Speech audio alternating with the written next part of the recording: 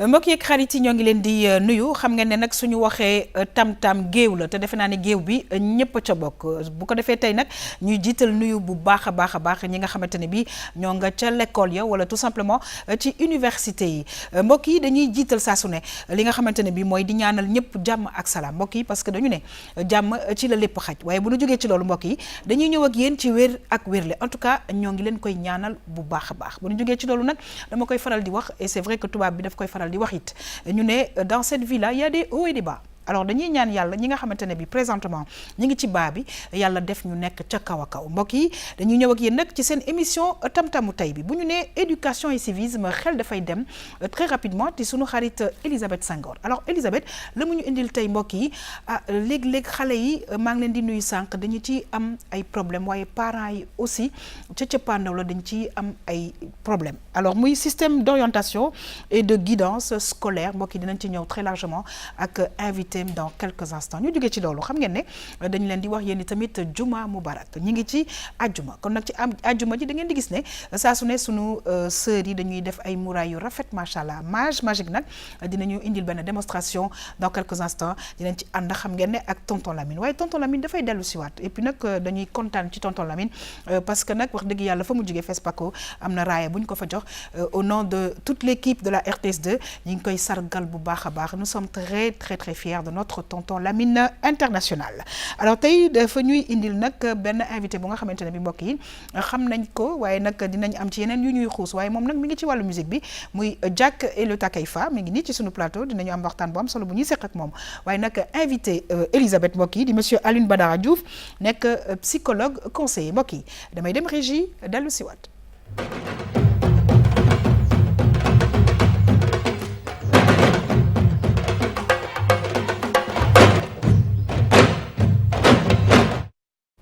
waaw dañuy kontaan nag saa su ne di feggoog suñu xarit Elisabeth alors c'est vrai que suñu mbokku chrétien yi actuellement ñi ngi ci woor bi ñu ngi leen di souhaiter beaucoup de courage parce que nag yéen seen woor bi dafa metti bu baax a baax parce que benn yoon ngay lekk ci journée bi en tout cas Elisabeth ñoo ngi lay nuyu di la dalal jàmm mais nga indi ñu lu nga xamante ne bii defe naa ne parents yu bëri dinañ toog déglu waaye tamit sànq maa ngi leen di nuyu élèves yi tamit ak étudiants yi nañu toog déglu bu baax a baax parce que ça y va de leur vie en fait. Exactement di la nuyu yaa xam di nuyu ñi ma bokk ak plateau bi di nuyu Papa Lamine di kontaan parce que tey comme ni nga ko waxee dañuy waxtaanee loo xamante ne dafa am impact ci jàngu xale yi ci seen résultats scolaires yi muy waxu maanaam guidance ak orientation scolaire ku dégg guidance dégg orientation ñaari mots yi rek am na lu muy tekki donc ñu néewal ko lool ñu remarqué ne parents yi ak acteurs yëpp dañ ko xaw a néewal te gis nañu dernière année yi suñu résultats yi mi ngi sooxe tey rek ma invité ci indi ci plateau bi ki nga xamante ne mooy Alioune Badara Diouf di psychologue conseiller di yëngu ci maanaam guidance ak orientation scolaire pour ñu gën ñu leeral ñuy ñaan tamit élèves yi surtout parents yi tamit nga xamante ne nii ñoom d'habitude dañuy bëgg choisir pour seen doom ñu toog déglu ko mu indil ñu ay éclairage yu bëri ba suñu génnee ci waxtaan bi élève bu nekk xam fa nan ngay def ba mun a am ku lay orienté ku lay guider ci sa cursus scolaire. C'est extrêmement important alors dañuy kontaan mbokk yi maa ngi koy wax sànq di sargalaale vraiment tonton Lamine Ndiaye mi nga xamante ne bi macha allah ca FESPACO bi jox nañ la fa raaya di bëgg bu baax a baax te di ñaan yeneen ak yeneen di yegg si tonton Lamine ñoo ngi lay nuyu bu baax a baax tey nag da ngay ñëw ak ñun ci aar bi waaye ci plusieurs fànn tey. waaw ci sama ginnaaw dafa am naqar boo xam ne ni maa ngi koy bokk ak sénégalais yëpp. mu metti ñu lool nit ñi nga xam ne nii ñoo doorandoo góor googu nga xam ni bi ñuy nekk fii ci RTS mooy bi ñu koy wooyee ORTS dëgg la donc mu nekkoon fii ak Djibril Ba ak Cissé Madamel même Pathé Dieye Fall sax ñoom ñëpp xam nañ ko dëggantaan mu mag yoo xam ne nii li ministère de l'éducation waroon a def moom dafa jug rek tànnal ko boppam daan ne ko naa ko defal sama réew muy Alaaji Ablaye Seck tey bu ñuy wax théâtre fii ci Sénégal yàlla ba kenn ma tax ndax ñu bari jaar nañ fii ci studio bi fii ñu doon def ay captation buñ ci yeggee rek dinaa ko firi incha allah tonton Lamine en tout cas ñi ngi lay gërëm di la sant sànq maa ngi koy wax aussi tey da ngay ñëw ak ñun ci aar bi waaye ci ñaari fànn waaw ñaari fànn ñaareel bi dama am doom joo xam ne ju mu sopp la du baax yiw non soppe bi may wax dafa am link boo xam ne dafa dox suñu diggante dëgg la yàgg na. may gis papaam. waaw muy wax. ma naw ko lool. ma xam ni kii bambara tiggi la. dëgg la ni man la mel. ñu bokk foofu jikko. may dox di dox ba dajanteeg doomam. waaw yàlla mi dara tëwul. ni ma doon gisee baayam mu refléter la même chose. ma xam ni la baayam nekkee woon. sol na ko ci moom maanaam doom daal nuru na bàyyi. dëgg la ñu ne kéwal du tëb doom jëbët. loolu wala fa ko wax kon nag surtout nag moom bambara tigi la. alors justement Keita est-ce que yow mën nga kii sa bopp tagg sa bopp Keita naka la ñuy wax. mais sama papa da koy bañ moom nee na Keita du Manding du Mori du buur. waaw mais Manding Mori bon on le dit pour vous encourager quoi. d'accord alors Diack dañuy kontaan wax dëgg yàlla ci sa teewaay parce que je pense que sénégalais yi xam nañ ko yàgg nañ la gis. ngay def liggéey bu rafet yow ak sa ay frères waaye tamit ak sa sœur maa ngi koy nuyu bu baax a baax moom kenn la ci man. di la dalal jàmm wax dëgg yàlla ci plateau Tam Tam. Merci Yakham di la remercier ci invitation bi donc chaque fois plaisir la ci man mu toog ci plateau fi RTS bi donc di la féliciter je suis vraiment très fan gis naa ni ngay interviewé vraiment c'est poignant. Monsieur Diouf aussi maa ngi koy jot nañu waxtaan ci coulisses yi donc c'est vraiment très grand honneur pour man ma teew fii tey. Très bien est-ce que tu as eu à par exemple rencontrer ce genre de personnes comme Monsieur Diouf psychologue côté conseiller orientation non. Absolument pas. Et ce qui est dommage. Donc ce qui est dommage moo tax ma d'abord balaa may commencer sax ma parce que jot nañu waxtaan ci biir. donc je tenais à dire que vraiment plateau bu riche la boo xamante ne c'est important que ñu bàyyi xel lool ci lépp lu war a génne fii. Très bien en tout cas mbokk yi justement dañuy am mbégte bu baax a baax di dalal monsieur Alioune Badara Diouf psychologue conseiller monsieur Diouf ñoo ngi lay nuyu di la dalal jàmm bu baax a baax nga tekkil ñu nag yow sa fonction exactement lan la ba laata may xuus. waaw maa ngi lay nuyu yaa xam di nuyu Elisabeth di ko gën a ñaax nag. li muy liggéey muy fii. ak si yeneen kuréel yi ñuy daje mu koy yëngatu si éducation. pour mu bañ a tàyyi rek. parce que yoon bi gudd na waaye xam nañ sa motivation. absolument lu ñu mën rek dinañ ko si jàppale. incha allah di nuyu Diack di beral nuyoo nag sama nijaay. si vous permettez quoi parce que ñëpp tonton Lamine lañ koy woowee. mais man sama tonton dafa am sens. dafa am sens. parce que dafa doonoon wóllëre sama nijaay boo xam ne. ñun li ñu ko doon jëwee mooy ne ñun famille biologique am. dañ ko jur rek mais famille dëggam mooy famille artistique bi. surtout les comédien. Très bien. jot nañ ci waxtaan sànq donc bu ma ko gisee man. wala ku mel ni moom. sama nijaay boobu laa leen di xoole. Très bien. bon li ngeen ma fi woowee nag. bon sànq rek interpellé nañ ma si. ñaar ñi di ay jeunes nee nañ jàng nañ ba pare école mosuñu daje ak psychologue conseiller. Absolument. man si sama bopp sax fu ñu ma mës a affecté te loolu laay wax sama collègue yi toujours lañ fay njëkk a nekkee mooy expliquer lan mooy métier bi. Très bien. ñun psychologue conseiller psychologue bi mooy profession bi. mooy métier bi. mais fonction bi mooy conseiller. ay psychologue lañ maanaam jàng nañu psychologie. mais fi ñu ko jëmale. mooy di accompagner di guider ñi nga xam ne dañ tollu diggante si wàllu ut njàng. ba caa am liggéey. Très bien dinañ ci ñëw ak yow dellu si waat dans quelques instants mbokk yi dañuy ñëw ci éducation et civisme ñoo ngi koy wax sànq ñu ne choix filière yi ci cursus scolaire bi dafa nekk lu nga xamante ne bi dafa am solo torop ci réussite xale yi ak étudiants yi alors léegi-léegi dañu leen di influencer c'est-à-dire les parents wala entourage bi en tout cas dañu dem xool lan la ñu ci Elisabeth indil mbokk yi dellu si waat.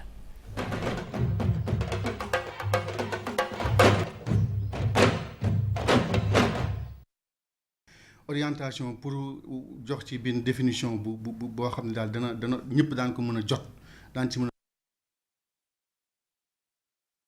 a jot mu mën a teewlu ñëpp mën koo teewlu mooy en tout cas nan la ñuy fexe ba képp kuy sénégalais ak foo mënti nekk ci Sénégal lépp luy sa mbébét ci njàng ci formation ci xëy ci wutum liggéey ñu mën a ànd ak yow accompagner la ba loolu ngay mbébét nga mën cee jot.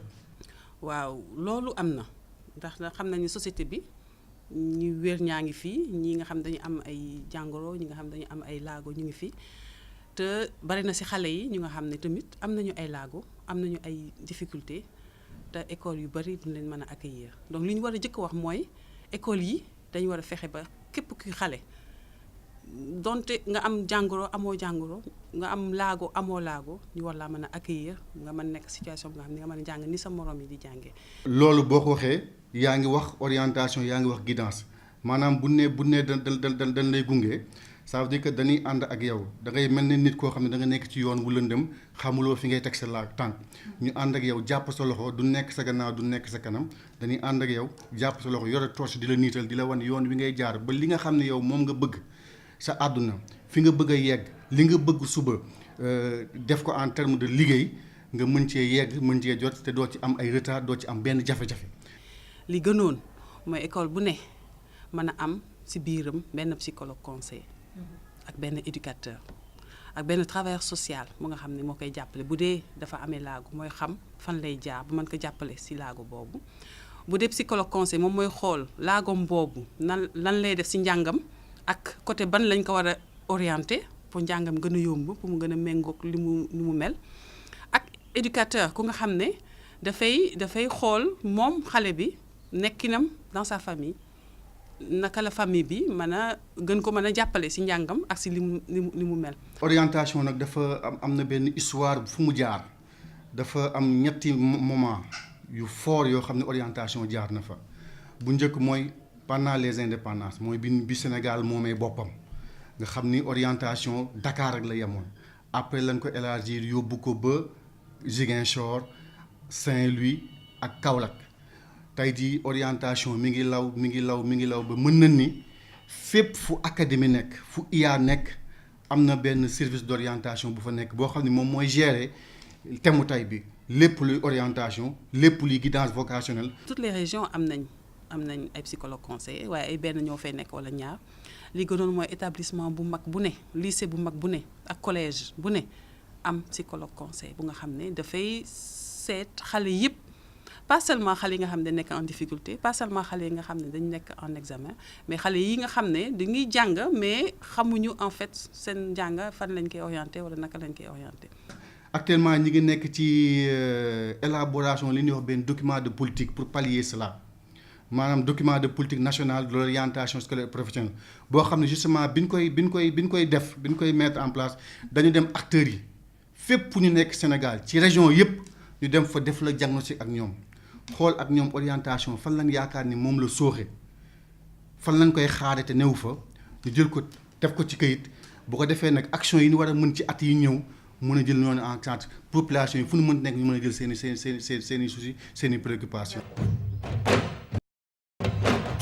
waaw Elisabeth dañuy kontaan ci reportage bu ñu indil waaye tey da nga ñu indil orientation ak guidance scolaire mu mel na orientation dafa nekk un droit pour tous. Maintenant est-ce que matuwaay yi ñi ngi fi pour orientation bi mën a jaar yoon. yaa xam wax ji yëpp foofu la.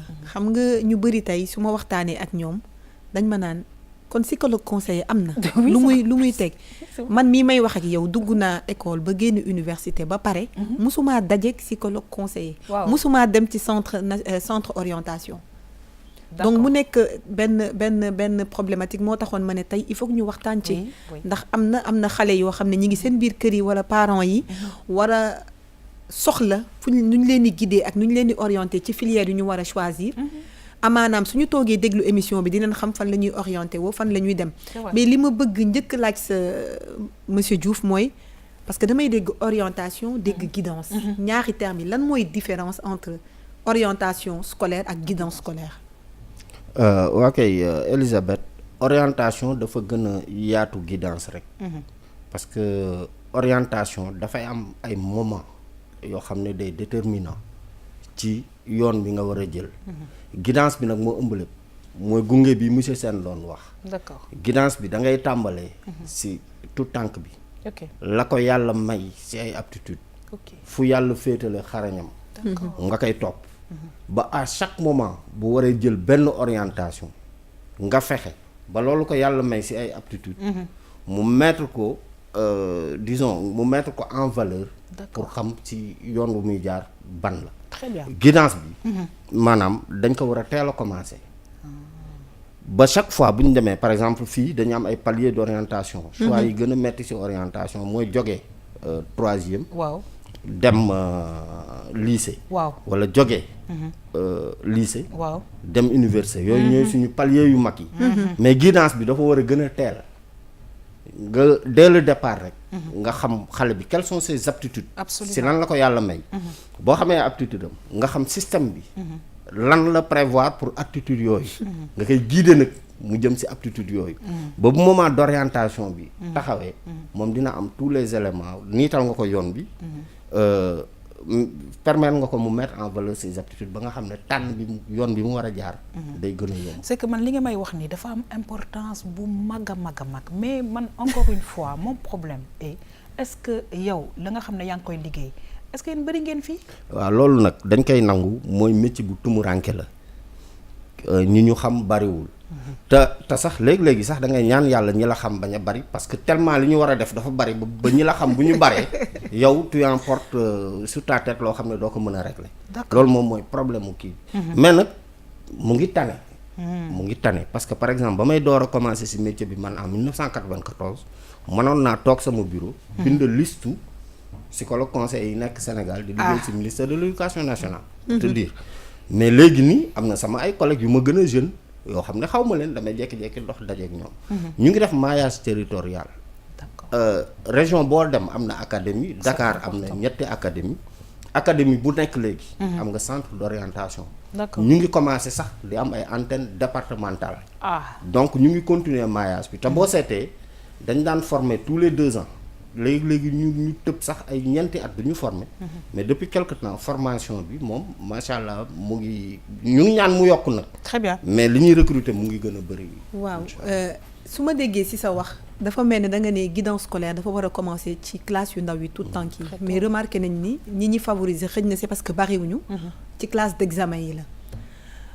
kon man est-ce que déficit d'accompagnement bi ak de guidance scolaire bi mun na expliquer résultats scolaires yi ñu am parce que y a tellement d'élèves qui échouent ci yenn filières yi je me dis est-ce que accompagnement boobu su teeloon am du ñu réussir ci yeneen filières est-ce que c'est pas un facteur explicatif ci mauvais résultats yi ñu am ci examen yi depuis 10 ans on n'arrive pas à avoir 50% de réussite ni au BFM ni au baccalauréat. non mais tout à fait parce que aussi il faut se dire système éducatif bu la guidance bi gën a teel. système d'orientation bi gën a implanté wu moo lay gën ay résultats. bu nit ñi di wax yenn pays yi ngeen di dégg yëpp ñuy wax seen éducation fa mu jëm. xool leen kañ la ñuy commencé. topp xale bi ña fay doon ni ay tonton Lamine Ndiaye. balaa ñuy am 10 ans xam nañ leen. alors dinaa dellu si allez-y monsieur. voilà c'est ça. c'est-à-dire comme ni ma ko waxee daal nu système guidance bi gën a teelee rek. yoon waxale bi di jaar di gën a leer mais aussi il faut ñu nangu benn affaire loolu pour mu nekk aussi il faut offre ñu multiplier ko. très bien taux d'échec bi boo ko xoolee fi mu nekk nii. enseignement général bi ñu nekk nii. parce que xale yi la même chose dañuy jàng. ba ñuy yegg 3e. ñu ci bëri encore en tout cas ñi ci ëpp. parce que li ñu am ci ay lycée technique matul 14. ñi ci ëpp continuer ci enseignement général. après am baccalauréat général. sëmbaxoo bi foofu lay nekk. mais bu fekkoon ne filière yi. diversifier nañ ko. parce que nit ku nekk ak la yàlla may. absolument nit dina fi nekk ci loo xam ne yàlla may na ko mais malheureusement. système bi mayu ko foo xam ne mën na fa épanouir. très bien alors Diack dafa mel ni que. yow tu n'es pas un cas isolé parce que xam naa ne yow tamit ci sa cursus yëpp rencontré wuloo benn psychologue conseiller mu nekk problématique bu nga xamante ne bi c'était extrêmement important que Elisabeth indi ko parce que léegi dinañ xam ne que problème éducation bi en fait foofu la dooree. comme jeunes yu bëri amuñu chance existence am sax xamuñ ko woon. mais mën naa ne man pour lu ma concerne chance bu ma amoon rek mooy amoon papa bi nga xamante ne ni. boofu daf ñoo yaroon ci ku ci nekk rek mën nga choisir sa voie. mais na nga ko def nu mu waree. na nga ci ñafe na nga ci nekk vraiment na nga ci nekk de vraiment jàmbaar. donc ñun chance boobu nañu am. mën naa ne moom donc moom moo joué woon un peu rôle bi nga xamante ne ni moom la monsieur Diouf waroon joué. mais tamit rôle boobu moi je pense que dafa am ñoo xamante ne bi seen liggéey la. parce que tey peut-être que le papa peut vouloir accompagner. par contre le psychologue mun na bu waxtaan ak xale bi bu gisee justement ses résultats et cetera. dinañ xam fan lañ ko mën a jëmale. exactement parce que man mii di wax ak yow on a choisi pour moi. parce que parents yu bari d'habitude dañuy bëgg ñoom li ñu doon wala li ñu bëggoon a doon te nekkuñu ko ñu poussi seen doom mu nekk ci te yenn saa yi comme ni ko monsieur Diouf waxee aptitude yi ak talent xale bu nekk da nga am talent donc sa talent yooyu suñ ko exploité sa réussite dafay yomb mais parents yi yenn saa yi déficit de communication xamuñu dañuy bëgg accompagner seen doom moo tax ma bëggoon laaj tam monsieur Diouf tey ku amoon sa doom nga bëgg am ay kii ci orientation bi guidance bi nan lay def ndax day ñëw ci centre bi directement wala yéen da ngeen di déplacé wu ci école yi comment se fait l'orientation et la guidance. waaw tout à fait comme nee naa la fi mu nekk nii académie bu ne am na centre d'orientation ñun li ñuy fexee mooy parce que tànn bi si 3e la ak terminal élève terminal bu ne équipe bu psychologue di nga ko gis bu dee yaa ngi si enseignement public bi da moom la ñuy wax les séances d'information collective mais bu ñu demee dañ leen di wax ne li ñu leen di wax nii lu ngeen mën a bokk yéen ñëpp la xam-xam la bu ak ay information yoo xam ne yéen ñëpp ko bokk mais ku ci nekk nag en fonction su situation personnelle bu ma ne situation nag sa état psychologique si la bokk sa moyen yi sa ay parents am si la bokk exactement fa nga dëkk environnement ba lañ fay jàngale yëpp si la bokk ku nekk nag en fonction de sa situation personnelle mën nga dem ci centre bi benn psychologue jël la en charge approfondir ak yow pour le reste dañuy def ay permanence d'accord maanaam dañuy jóg ne tey dañuy dem lycée sàngam d'accord bu ñu laata dem enseignants yi dinañ leen ak ko wax chef d'établissement yi gis nañ élèves yu am yenn problème yi d'accord ñu recenser leen ok bu ñu ñëwee waxtaan ak ñoom dolli seeg beneen élève bu am jot aussi bu ñu fa fekkee ñu très bien alors tonton Lamine damay ñëw ak yow ci toujours wàllu communication je pense que ci wàllu wii tamit communication bi jàllul na mu war a jàllee parce que dafa nekk benn facteur bu nga xam ne dafa am importance ci vie wu nit ki sax parce que nit ki buy jàng war nañ ko mën a wax ne que yow boo jàllee fii kat réussite dana mën a am yaa xam man li ma ci gëstu rek dafa nekk ci ñetti fànn maanaam bu ñu nee psychologue conseiller cela veut dire pour man da ngay xam habitude xale bi mu ba muy am aptitude war a jàll ci altitude mu ngi ñetti mbir yoo xam ne lu am solo la habitude aptitude et altitude pour ñu mën ko orienter foo xam ne nii fu jag la ci moom n'est-ce pas alors c'est comme pour dire on va terminer c'est comme pour dire que genre diagnostic la ñuy defal xale bi xool def les études qu'il faut et pour pouvoir maintenant lui dire c'est exactement ça. même des tests c'est oui le faux. oui on va terminer ci test yi laa bëggoon ñëw ndax man damay gis ni ENA sax ay magum jëm ñu xamante ne dañu bëgg nekk fonctionnaire d'État dañ leen defal ay tests psychotechniques pour xool seen aptitude donc tey yaakaar naa ni yaa xam war nañ gën a war a gën a dooleel kii yi parce que ci reportage yi bi ñu demee ci centre national bi lu ñuy wax mooy moyens yi ñu gën leen dolli moyens parce que yaakaar naa ne tonton Badou du ci classe d'examen yi kese mais xale tout tànk yëpp cursus scolaire bi yëpp ils ont besoin d'être orientés et d'être guidés. Tout à fait. Oui monsieur Diouf. Oui tout à fait loolu mu wax dëgg la ak lii aussi ci seen reportage bi loolu Yaxara wax également ñaari mbir la il faut que ñu dem ba nga xam ne dañuy teg dynamique d'équipe parce que bu dee psychologue bi rek moom rek te xale bi am yenn problème sociaux yi dina laaj assistance sociale absolument bu dee dafa am yenn problème aussi de comportement yi dans un secteur dina laaj éducateur spécialisé dans l'idéal moo ñooñu ñëpp dans une académie ñu nekk fa doon équipe quoi très bien bon maintenant quant au test les tests existent mais malheureusement il faut le dire quoi le travail ñun ñu koy def dañu xam ne c'est pas très démocratique parce que affaire u chance la d'accord da ngay dajee ak psychologue mu doon sa chance am na ñoo xam ne du ñu am opportunité bi pour beaucoup de raisons parce que bëri ñu te moyens yi dañ ko war a yokk mënuñu dem tout le temps si ñëpp yooyu bu ñu leen doon gis on a vraiment tous les dispositifs pour accompagner individuellement ku nekk selon tes besoins et selon tes aptitudes et selon l'environnement scolaire lan nga mën a jàng ak lan nga mën a jàng et c'est très important en tout cas dañu lay gërëm di la sant bu baax a baax Elisabeth xam naa ne ca cëppaandaw ga dina wax exactement fan la ñu mun a parce que moo xale yaa ngi ñuy seetaan peut-être que dinañ mën a am benn site internet ou alors des adresses yu nga xamante ne bi danañ fa mën a ñëw parce que côté orientation bi ak guidance scolaire bi mbokk yi dafa am solo aussi les parents dem di informer wu au niveau des écoles et des lycées parce que loolu tamit dina am solo ci ñoom en tout cas dañu lay gërëm di la sant bu baax a baax waaye di remercier monsieur Alioune Badara Diouf nekk psychologue conseiller mu nekk benn métier bu nga xamante ne bi ça existe au Sénégal kon nag nañu dem aussi vers la formation c'est important pour nos enfants mbokk yi dañuy xuus nag yegg si ci hijab du jour ànd ci avec notre très cher mage magique mbokk yi ñu dem xool dellu si waat.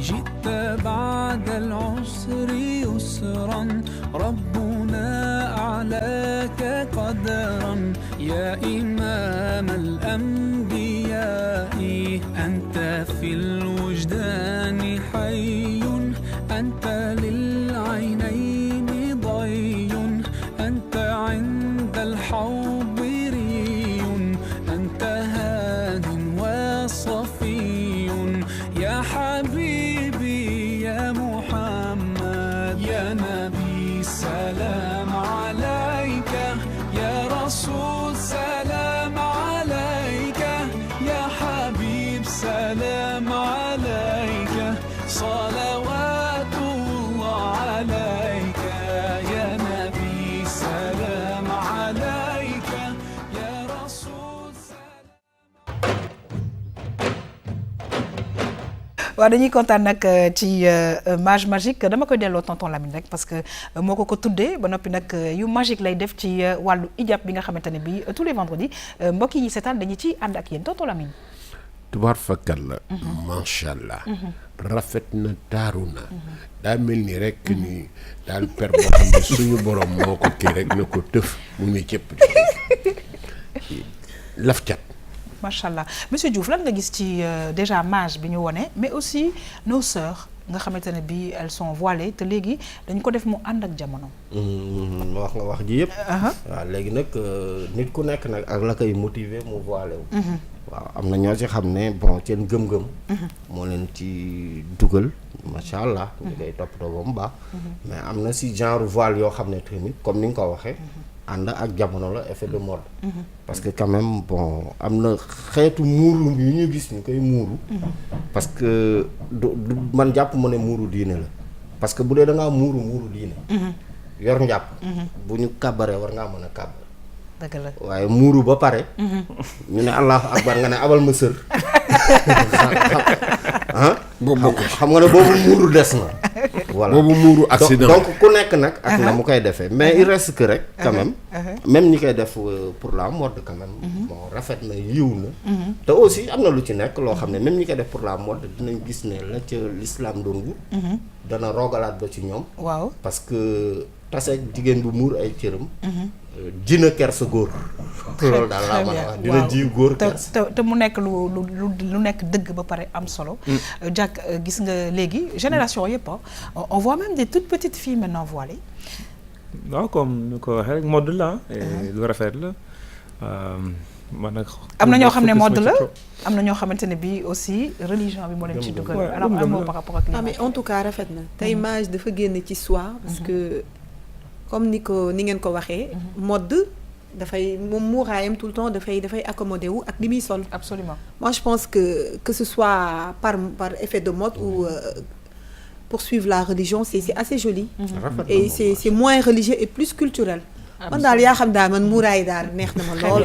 alors ci biir loolu xam nga ni Sénégal ni mu tëddee rek gis ngeen ne suñu xarit Elisabeth moom chrétienne la waaye dañuy fàttali rek ne que muuraay jigéen defe naa ne même pape ba sax ku fay dem dafa am looy teg sa kaw bopp et les religieuses aussi seen bopp du feeñ donc je pense que am na fu nga xamante ne bi dañu fay faral di daje en tout cas dañuy kontaan ci mage la mu ñuy indil saa su ne mbokk yi nu xus nag yegg si ci l'invité du jour ànd ci ak tonton Lamine Ndiaye ñu dem dellu si waat.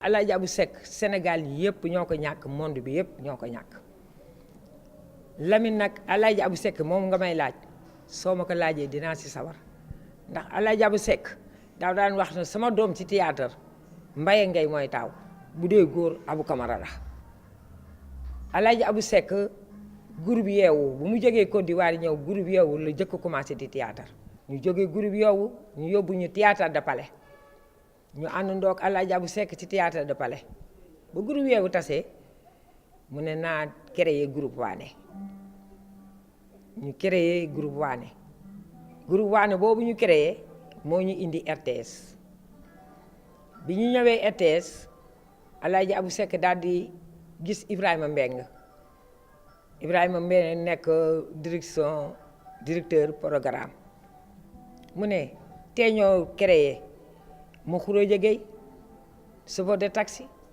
ñu créé ma Khourédia Gueye chauffeur de taxi fale ñu créé moo di Fatim créé fa yéen ñi yëpp bokk nga si Baye Massayer Diagne ba yàgg moom Alaaji Abou Seck ñëw moog si sama dammel ñi daal di formé Jamono Kura bi mu formé Jamono Kura tamit ñen nekkoon fële tamit dañu daal di dellu si waat bi Jamono Kura jeexee la formé Jëf Jël ñuy dem ba nekk centre culturel canadien de la Médina mu ñoom Sénégal Ndiaye ñoom Cheikh Tidiane Diop ñoom Paris macha allah ñoom Moustapha Diop ñoom ñëpp ñu ñëw bokk ndoog ñun liggéey bi. Alaaji Abou Seck ñuy ànd ak moom di ànd ak moom di ànd ak moom ba jamonoy tey moo jur Daaray Kocc te bu mu juree Daaray Kocc tamit ba tey ñoo bokk ndey ñoo bokk baay Daaray Kocc ak jamonoy tey xàjjalu ko woo ñu benn yoon ndax da ngay manqué élément fee jël élément bi dugal si biir manqué élément fee jël élément bi dugal si biir ndax ñu bokk teen ñoo jaxasoo ay gocc. Alaaji Ablaye Seck kuy taxaw fii di ñaq si théâtre ak nag turu boo mën a doon ak foo mën a bokk lëg bu lekkee alam na ko gërëm a coy te Alaaji Abou Seck moo ko waddal ba nit ñi mën koo far. ak moom tax na ma wër Sénégal yëpp ñu fay def ay prestations théâtrales bi ñuy jëkk a génn Sénégal di dem Gambie ay yooni yoon moom Alaaji Ablaye Seck moo nekkoon suñu kanam bi ñuy dem tamit Mauritanie. du ma fàtte tamit ci suñu expérience def nañu ak moom tournée Côte d'Ivoire weer li ma jàpp ci moom nag mooy Côte d'Ivoire fa laa gis ni vraiment c'était un bon père de famille un bon encadreur parce que dafa defoon suñu bopp ni yéen a ngi dem dëkku jàmbur ambassadeur bi président de la République nommé du ambassadeur mais yéen sénégalais yi ñëw ci dëkku jàmbur li ngeen fay def ak li ngeen fay wone ak li ngeen di dox loolu la ñuy fonk seen réew veillez leen ci seen comportement donc ñu xam ni loolu lu am importance la toolu tamit message la boo xam ne bii on était maintenant plus que des diplomates waaye ku ànd ak say moroomu doom say rakk say jarbaat lu mat weer ñu dem dëkku jàmbur dem fa ak jàmm dellu si ak jàmm wax dëgg yàlla kooku manager la père de famille la diplomate la. loolu tamit mbokk yi am na solo kon nag du ñu def rek lu dul daal di remercier justement ces artistes yu nga xamante ne def nañu témoignage bu rafet muy Sénégal Ndiaye ak Tata Mbaye Ngaye. waaw man sax xëy naa dinaa jéggi tuuti. parce que théâtre bi ñuy def ñu bëri ñu ko tëkkaleeg li ñuy gis léegi. ci kàddu gu rafet. parce que dañu nekkoon nag ay mag yoo xam ne nii bu ñu mësaan wax benn kàddu ñu wóor ñu jubul. wala dëng na ci ku ko dégg di nga taf say nopp. muy Alaaji Ablaye Seck mu ñu tudd léegi ndem si yàlla gi yal na ko yàlla yërëm. amiin amiin ak Massamba Seck ak Abou Camara dañu daan wax déet waxee leen ko nii déet baat boobu du jàll. jël leen baat bi nga xam ne moo gën a teggine. mais léegi dañu gisatul loolu bu ñu doxee ci mbedd yi dañ naan waaw yéen léegi seen li ngeen di def daal kenn xamatul lu mu doon parce que kàddu yu ñaaw lañ ci génne. très bien wax ci dafa rafetul. donc bokk na ci mag ñi nga xam ni fu mu ñu toogaloon ci foofu. ñu ci bari ci tàmm wax ak kàddu yu rafet. ci moom lañ ko jëlee. très bien te nag bari na ay artistes yu bari yoo xam ne nii.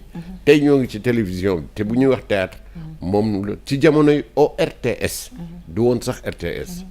yàgg na ma yaakaar ni rek ni ku ñu war a sargal la bu rëy rëy. absolument alors c'était important tamit RTS de rendre ko hommage à travers yi nga xamante ne bi yaa ngi ko indi mbokk yi ñu daal di xuus nag daal di dem nag xool ki nga xamante ne bi da nga ko invité tey muy Jack et le Takeifa mbokk yi ñu dem dellu si waat bu ñu yeboo di ko woowee nag Jack xam nga lu ko xaañu bak dafa tombé wul ak weeru pak ki lay jaay li naan kat du lu Jack. Rien ne vaut tout ce blablabla. Seul le travail nous sortira. Far away, jusqu'à toucher le fond, le destin est dans nos mains. Far away, so xamatul fa nga jëm delul fa nga jóge. alors comme ni ñu ko waxee nag ko xamul fa nga jëm dalul fa nga jógee en tout cas mix bi man neex na ma vraiment entre Thiès et Dakar. waaw xam nga li ñu wax ni nga ni lu teew ñuy nataal. borom yi fi yaa ngi nii teew jàkkaarloo ma te nag boole si mu ne dama ko kidnappé. ah bon. waaw léegi dama bëgg nga expliquer ma naka laa def ba kidnappé la.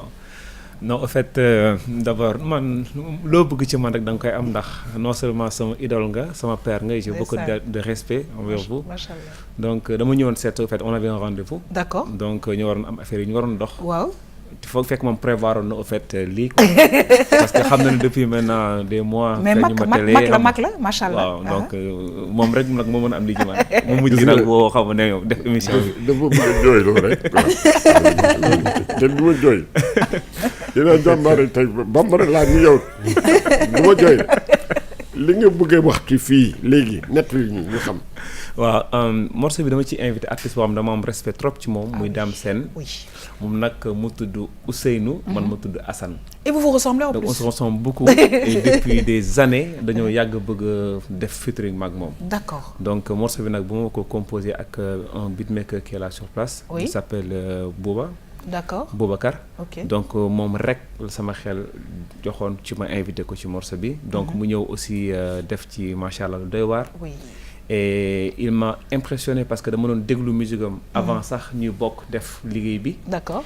mais macha allah facilité bu mu am ci bind. ci créer li mu wax yëpp. mi ngi ko bindee ci studio bi en fait. dafa ñëw déglu musique bi rek il a pris un bout de papier. oui rek bind texte yi rek ñu ubbil ko micro rek mu teg. non il est comme donc, ça donc daam macha allah ma koy remercier bu baax ci disponibilité am. très bien je ne sais pas de quoi ça parle mais j'ai vu un gros baobab derrière. gëm sa bopp. ça veut dire le Sénégal. ça veut dire le Sénégal ça représente la culture africaine. tu vas mettre en avant nos cultures nos valeurs. et maanaam bokk lu ñu ànd ci lu ñuy boole. mais pas ci lu ñuy tàggale. tonton Lamine. waaw loolu neex nañu lool. surtout ci jamono yi nga xam ni ñii buñ koy xool ci Sénégal ni mu bindoo. wax dëgg fa yàlla juboo àndandoo def jàmm. ngir Sénégal dox. loolu rek suñu xalaat. inspiration bi fan la lay jóge. inspiration bi jóge na ci yenn expérience yu ma dund 8 derniers mois yi. donc taxoon ma ne ci benn projet boo xamante ne c'était même pas le moment d'en parler mais comme j'ai dit mënuma la bañal dara. donc bon c'est un projet personnel boo xamante ne c'est mon projet solo. Jacques Takeifa. Donc je suis toujours accompagné par ma famille, par mes frères, par mes sœurs aussi. Donc parce qu'il y a le guitariste aussi toujours qui est derrière moi. Donc il y a aussi le batteur, il y a le rappeur, il y a aussi l'assisteur, maman, qui est toujours derrière moi. Exactement. Donc am na nag ay wax yu bëri xewoon ci diggante bi, mais je me suis dit aussi c'est bien parce que c'est du showbiz. Exactement. Mais juste éclairer une chose parce que ñu bëri dañu ne non bokkatul ci groupe bi non. Alors dafa dem am carrière solo, yow nga def sa carrière solo, mais le groupe reste uni. En fait, si j'ai besoin d'elle, mën naa ko woo mu ñëw jàpp ci. du ma waroon dem tourner, j'ai besoin d'elle mën na ñëw. Si elle a besoin de moi ci ay projet mën na ma woo. En plus groupe bi du man du moom. C'est une famille, c'est un esprit. Absolument. Tu vois, il y a d'autres membres du groupe yoo xamante ne ñoo bokk. te ku ci nekk ñun ñëpp ñoo bokk responsabilité. Il y a même des artistes plasticiens dans le groupe. Plasticiens, Cheikh, il y a le rappeur aussi Fallou, il y a Cheikh, il y a Ibrahima Keita aussi. Donc c'est juste pour revenir sur ce projet qui me tient beaucoup à cœur. Donc je bosse là-dessus depuis 6 mois. Depuis même 6 mois je suis en studio. Et ça sera la première vidéo qui va sortir Inch'Allah le 23 bii nii mois bi. Alors tonton merci beaucoup kon RTS en exclusivité. mais am na leen benn corfal bu ñu ko war a def on parlait tantôt d'orientation. waaw sa papa naka leen gisee fi ne. ñun mënoon nañu man maa njëkk a commencé def musique ci famille bi. mais ku ci nekk it même du fekkoon sax da ngay def musique. amoon nga liberté wu def lépp loo bëgg a def. très bien. kii mënoon na continuer def musique mais en même temps muy nekk plasticien. man mënoon naa def musique mais en même temps dama yàgg def business aussi. jaay ay oto fii xam nga donc même si sama ko def ci suuf. donc ku ci nekk am na liberté wu def. lu mu sentir. mais ci musique bi nañ doon dajoo. pour def li nga xamante ne ni ñun ñëpp en tant que ay frères et sœurs moom nañu sentir def. doo xam ne yaru bambara ni mu mel. waaw le vieux comme il était aussi très strict. comme celle de police yooyu. kër gi lu mu bëgg rek mooy am. donc du coup non la ñu yaree. Alors monsieur Diouf gis nga cette façon aussi d'éduquer parce que ça on parlait, il l'a dit, on parlait d'orientation. Il a su orienter d'une certaine façon ses enfants mais ñoom itamit ñu mu xam seen ay aptitudes bàyyi leen ci li nga xamante ne bi war nañu mën a def seen tout à fait c'est pourquoi ma déglu ko ak beaucoup d'intérêt parce que ñun suñu mbébét mooy kalaa dem ba majeur rek nga am un projet professionnel suñu mbébét mooy le projet personnel projet de vie bi nit ki am mu am lënkaloo ak projet professionnel kooku la muy def bu ci amul xaalis bu bëri sax day doon nit koo xam ne day épargner absolument li muy nekk daf koy neex mu épargner foofu tam parents yi war nañ si jàpp da nga am chance nag da nga am chance bi nga xamee ne bon ça va quand même ak malgré li muy strict ak yooyu tenir na compte ci seen bëgg-bëgg yaag sa sœur yi accompagner leen ci loolu c'est pas toujours le cas parents yi li ëpp ci li ñuy gis dans la pratique mooy dañuy projeter seen dund c'est ça dund xale non c'est vrai day gis infirmier boo xam ne day nekk ci hôpital ñu koy commander pendant 40 ans balaa muy retraité mu ne foog doomam nekk médecin non dama koy waxee loolu. non mais il a parfaitement raison monsieur Diouf. Alors Elisabeth c'est vrai que en tout cas personnellement dama ko def et damay woo parents ñu bañ def loolu parce que après xale bi dina nekk ci benn liggéey boo xam ne peut-être du ko neex il faut les accompagner en fait. Je pense que c'est le mot. Non, il faut. On doit les accompagner. waaw te oui ngeen baal ma. oui tonton. mais yaa xam li monsieur Diouf wax dafa am solo. man je me rappelle mon père. dafa bëggoon ma nekk militaire. sincèrement. ba par reconnaissance. jël naa sama benn doom au moins parce que dundutul. muy dugal ko mu nekk militaire finalement ba nekk gendarme. Très bien. waaw fa la bëgg a ñëw yaa xam c'est ça hein mais je pense que monsieur Diouf li mu wax dafa am importance parents yi dañu war a accompagner xale yi. pour seen projet de vie. boo xamante ne d'habitude c'est le talent qui parle. c'est l'aptitude qui parle. Tout à fait. mu mun a cadrer ak projet professionnel bi. te je pense que c'est là où le bas blesse hein. comme ni mu ko waxee.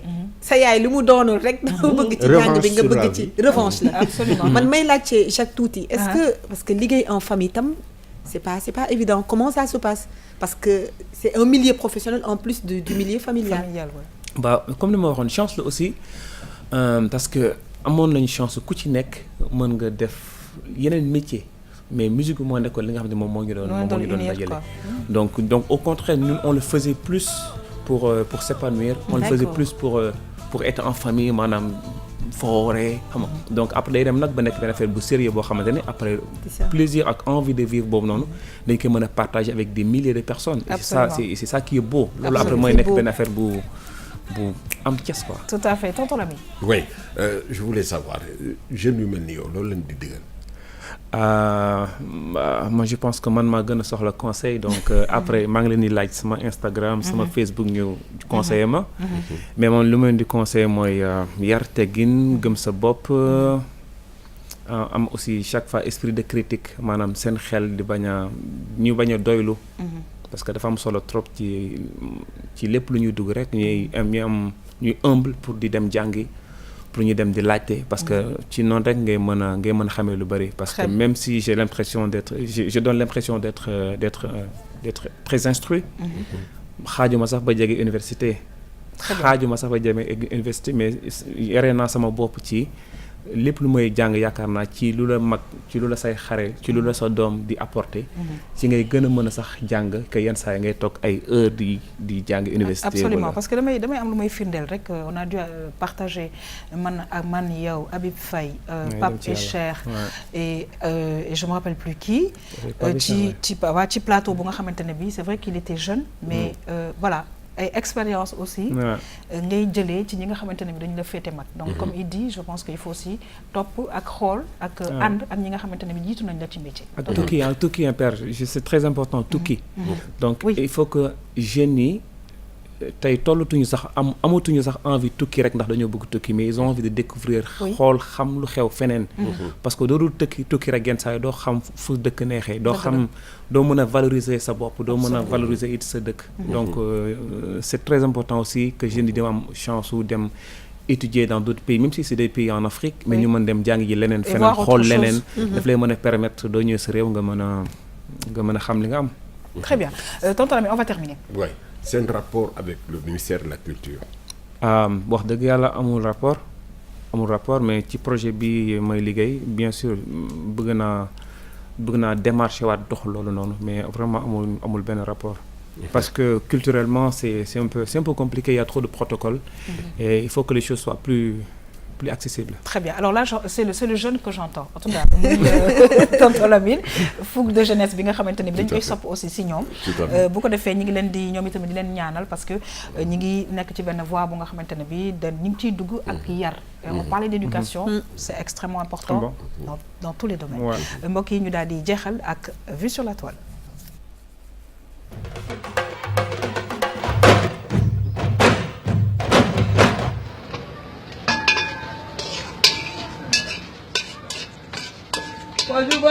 Bonjour.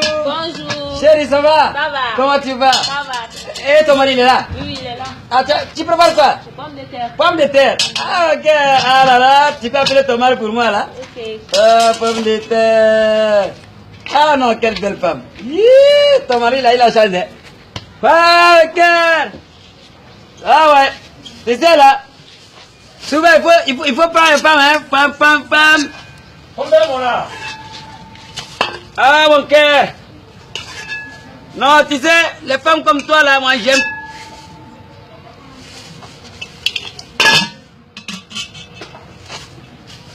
Combien, mon là?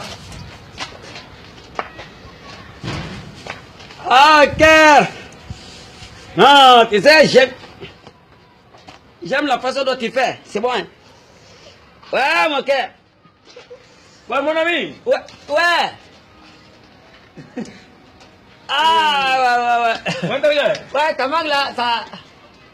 Oui. C'est bon, hein? Ouais, regarde, non. Non, regarde, ah, mon ami. Ça va, comment tu vas bien? Ouais, ça va. Non, comment on va faire le projet d'obé? Ouais. Ah bon? Ah, on a dit, son nom n'a-t-il pas ça? Ma commune, nana. Non, je peux m'asseoir, hein. Je suis un peu pressé, quoi. Ah non, rien de spécial. Tellement que hier soir, Cristiano, là, il devait marquer. Tu as vu la tête qu'il a fait? Oui, Cristiano Vidéo. Non, c'était super. Non, c'était super. J'ai trop aimé. Qu'est-ce qu'il a fait pour ton gars? Moi-même, j'ai fait comme ça. Ah, mon Dieu! C'était tellement bon, non. Cristiano, là, c'est un joueur. C'est un joueur même. Il a la capacité même. Parce que le projet d'Amadon, ouais. C'est-à-dire, du coup, là, fait, nous avons fait Jenny. Ouais. Ani Chiro te munu bolo. Ouais. Ani Samia fait ça mais munu gauche quoi. Ouais. Donc chose en gros projet de gars là moi. Ouais. Donc au comment de bien quoi. Moi j'aime le vent souvent quoi. C'est-à-dire qu'il suffit pas aujourd'hui. Magatori. Non rien de spécial. Bon, mon ami. Hein? Bon, on s'est dit après. Hein? Mais non, c'est moi, je t'appelle après. C'est ça, hein? Ouais. Parce que le projet ne m'a bénéficié ta femme moi. Ouais. Allez, il va rester qui tourne tout franc. Ouais. Voilà, donc ça nous pour je fais là. D'accord. Non, on va en parler ça. Hein? On va en parler ça. Je t'appelle plus tard. Mais les bêta. Ouais. Et ben tout comme ça, est-ce que vous dites que non, c'est bon, on est ensemble, mon frère. Pas de problème. Ouais, on est ensemble, ouais. Non, merci. Bon, Sida. Ouais. Chili. Ah ouais. Alors, Bachigal Limana. Tu sais mon ami, hein? Chili. Attends. C'est à cause des pommes de terre là, tu vas métier là. Prends ton pomme de terre. Tiens.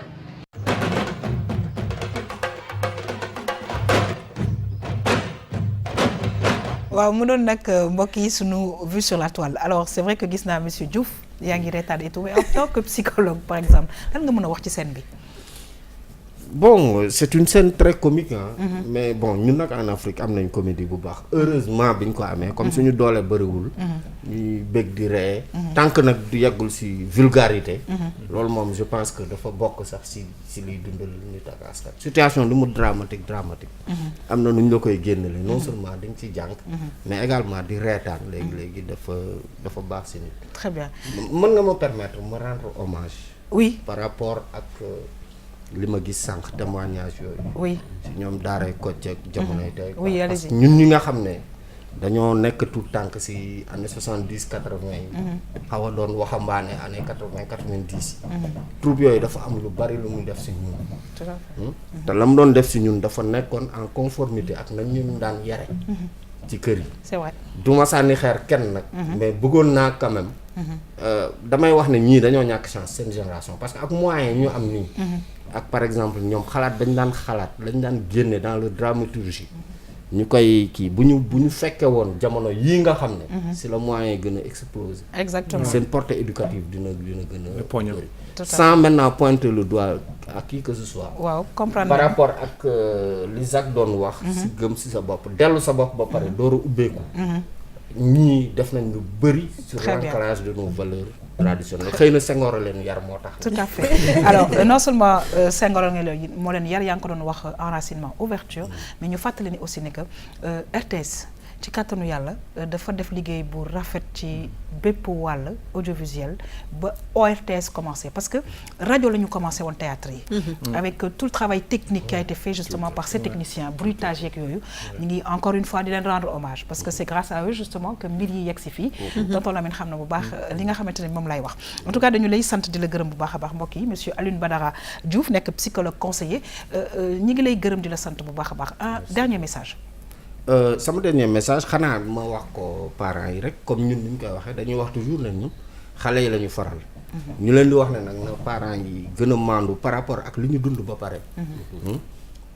parce que li ñu dund moom weesu na. ku nekk nag di nga accompagner sa doom. mais nga boole si maandu. très bien ñun ñi bu ñu maanoo xam nañ ne métier yi suñu doom yi di def. ak ni àdduna di doxee.